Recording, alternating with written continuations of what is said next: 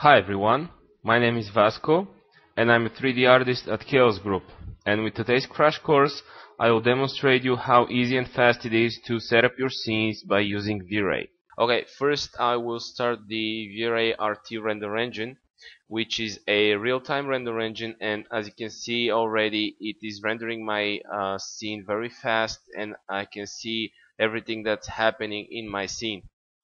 Okay, so I don't have any materials, I don't have lights in the scene, I only have geometry. And with this video I will show you how to add lighting, shading, materials with V-Ray RT, and you'll see just how fast it is with V-Ray. Okay, so first I will show you where the options of the V-Ray RT are located. They're here, and you have several options regarding the performance and quality. We also have some options to enable specific geometries in the scene to be rendered with the RT. We also have options for distributed rendering, and we can even change the engine of the V-Ray RT from CPU to OpenCL or CUDA engines. So I believe this is a very unique render engine, real-time render engine, and it can take advantage of just about any hardware you have in your computer. So the first thing I'll do is start on hiding the lights that I have pre-created. It will be the same as if I were creating them now. So here is the first light. It's behind the spaceship, and but before I continue, I would like to switch to linear workflow because now the image is far too contrasty, and I want to render correctly, which is linearly. And to do so I have to come to V-Ray color mapping, and the option of the gamma, the value here has to be changed to 2.2, and enable the linear workflow option. Now we are rendering linearly. Okay, I'll continue hiding some lights, and these are the lights that lit my spaceship.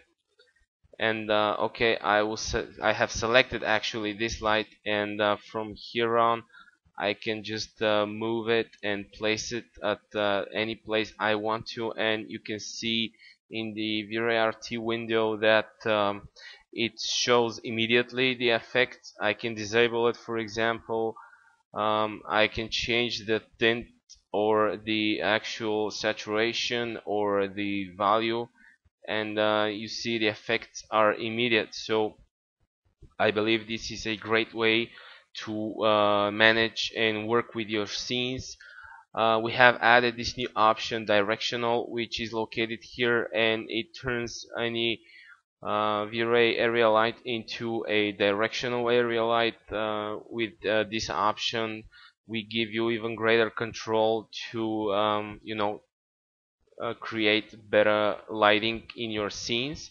So okay, let me continue on hiding these lights in the scene. So here, for example, this light is lighting my bridge structure here at the back, and for example I can transform it, make it smaller or bigger or dimmer. For example, it's about personal preferences.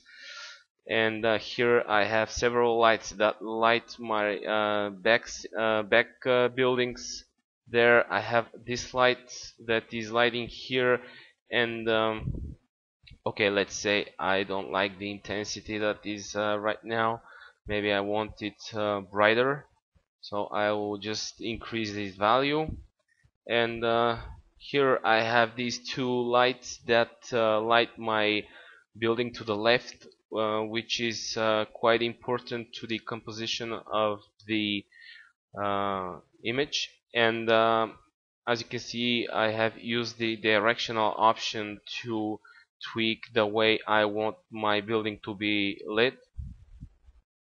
So okay, I will continue on hiding those lights, and here I have used several lights for the lamps on the landing pad, and there are also mesh lights used. Okay, so the final lights here are the engine lights of this spaceship and this spaceship, and basically my light setup is nearly finished. So from here on I will start shading my scene. So here we have all the materials loaded, and then I will start the VRART to see my scene, how it looks with all the materials and textures applied. So you see it's taking a bit of time to show me the scene, and that's because all the textures are quite large. They're 4K textures, and it's taking time to load them into the memory, but still it's extremely fast, and you can already see the entire scene. So it's pretty much the same as before with just the lights. You can apply or remove materials, tweak them in real time with the render engine. So for example, here I have this brown reddish splotches here on the spaceship, which I don't really like, and what I can do is just draw this region, and as you can see the RT render engine only renders in this region. So I'll open the hypershade, and to load this particular material, here it is. So this is a V-Ray blend material, which is a very unique material. It can consist of several other materials or many other materials which can be stuck together, and they can correspond with each other based on the opacity maps that we have applied or the blending modes that we set to the materials. Each material can have its own attributes and its own properties. So now this particular material is the ship body paint, which is the one responsible for the actual colors on the spaceship. So here we have in the diffuse color loaded the map, which is a 4K large, as I was saying. So here it is. It's quite big. We have some reflectivity color, which is also the actual amount. Also we have actual two sliders, one for the amount, one for the color. I can both slide them up to raise the reflectivity amount. I can change the Fresnel value here from 1.6, which is typical for paintish materials, to let's say 22, which will make it look more metallic, for example. And I can tweak the glossiness parameter also to change the highlights. So you can see the highlights are much wider. I have also anisotropy, refraction. These are all parameters that I can tweak if I want to, and I'll see the result immediately into the VRART render engine. So for these brownish reddish splotches on the spaceship, I just have to go to ship body dirt material, which is the dirt material. It's the one that controls the splotches. They're controlled with this opacity map here. Okay, let me load it. So here it is. This is the opacity map that determines where these splotches will show up on top of the other materials. So for example, I can go for gray or even black. So let's say I want them black, and they don't have any reflectivity, but I can easily just add reflectivity. So you can see it's very interesting to work with V-Ray materials. They are very sophisticated, but meanwhile they are very easy to work, very logical. You don't need much time to get used to them. So here you can see I changed some parameters of these spaceship's material, and it took me just a few minutes to determine how my material I want it to look like. So the other material I want to show you is actually is the same material. It's still V-Ray blend material, but I want to point out the texturing of it. It's quite different. Okay, so this is this building material.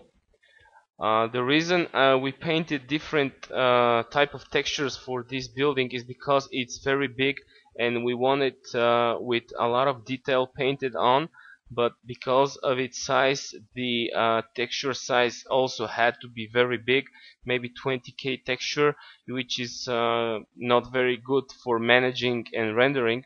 So we went for the UDIM tiling texturing, which is a very handy technique of texturing. So basically we shifted the UVs and painted the textures for these UVs, and here you can see the UDIM texture actually loaded, and all you have to do is just replace the number of the tile texture with this UDIM in brackets, and from there on the V-Ray engine knows to load all the tiled textures.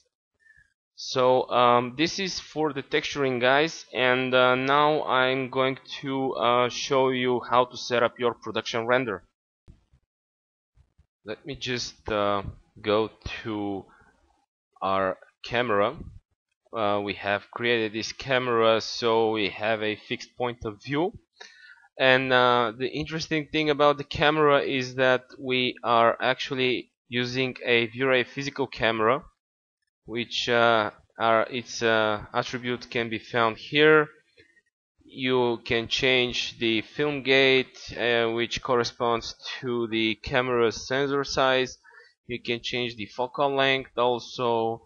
You have all the parameters that can be found into a physical camera that you can hold with your hands, but as well we have added several options that can kind of make your life easier when working with the camera. For example, you can specify focus distances, you can enable or disable depth of field and motion blur, so it's even better than a actual physical camera. But we're going to use this tool as well as the actual production render of V-Ray. So the first thing we would like to do is tweak our settings for draft quality in order to see our scene faster. So we're going to image sampler settings, and I'm going to change these settings to, as I said, more draft quality. I am also going to change the settings of my irradiance map and light cache. These are my GI engines. So for example, these settings should be okay for draft quality. And okay, let's hit render.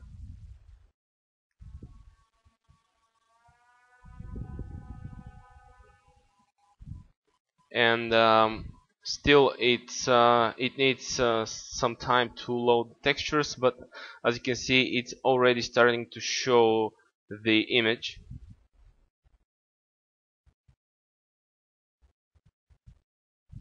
So you can see it's very fast, and I can click on this button to tell the rendering buckets to follow my mouse.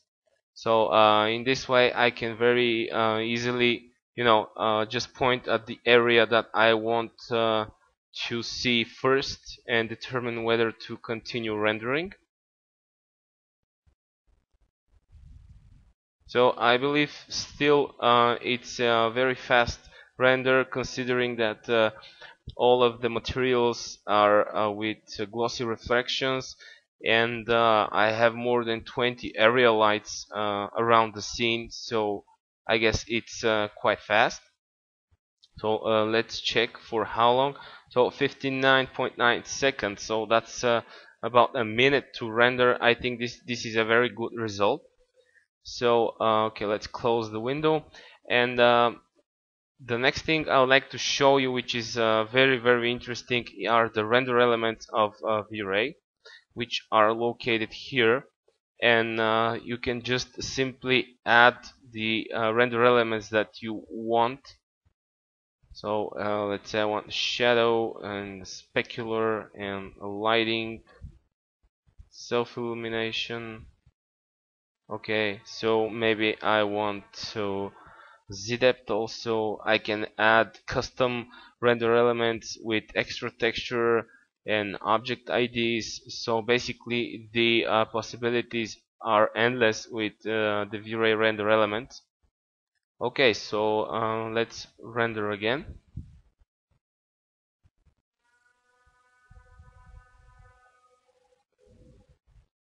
And again, it's loading immediately. It's very fast. And as you can see, all the render elements are being rendered meanwhile rendering the main image. So this is a unique feature. It doesn't slow you down, it doesn't need more render time, and all the render elements are there. Once you save the image with them, you get them in your post-production software. So you don't need additional passes, additional rendering. You're not going to waste additional time to create these render elements. So I think this is one of the greatest features of the render elements and V-Ray. So let's see again how long. 48 seconds. It's even faster than the previous render.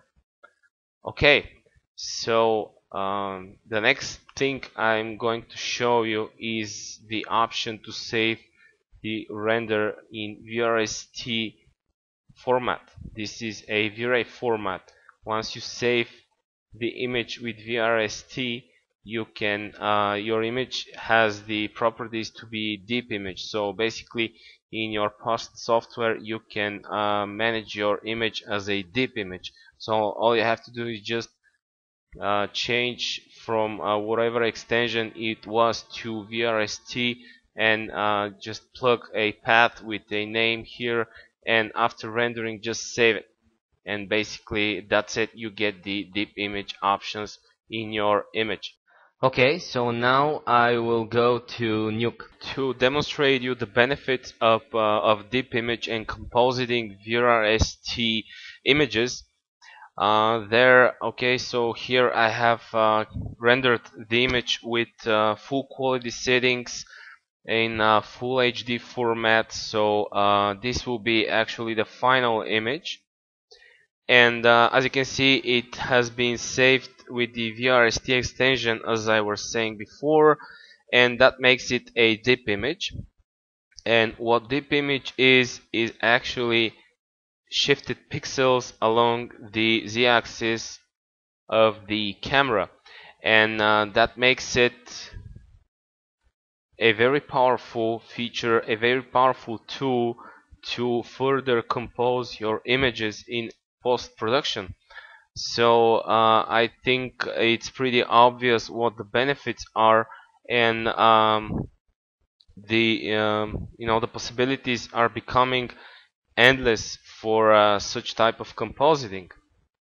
So from there on, we have this deep image, and what we do is we plug this deep sample to it, which can tell us which pixels at what distance away from the camera that we are viewing is. And once we know the distances to different objects, then we can take, for example, plain TIFFs like these smokes, and we can plug them into deep from image with the value that we just got from the deep sample, and plug the value here. So thus we are telling at what distance the smoke will be away from the camera. So for example, here we have plugged all the smokes into our image, and okay, let me just disable most of those, and now we have only the smoke here, but I can easily, let's say, type 500, and as you can see, the smoke is only 500 pixels away from the camera. If I say 1500, now it will be behind my spaceship. So you can imagine what the possibilities are using the deep image format. Okay, so I will enable all other nodes, and you can see we have this very realistically looking smoke added to my scene. So here we have merged all the nodes deep from image and the actual deep image, and we have some color corrections, etc. And now here is the final image. So okay guys, that's it from me. Bye bye.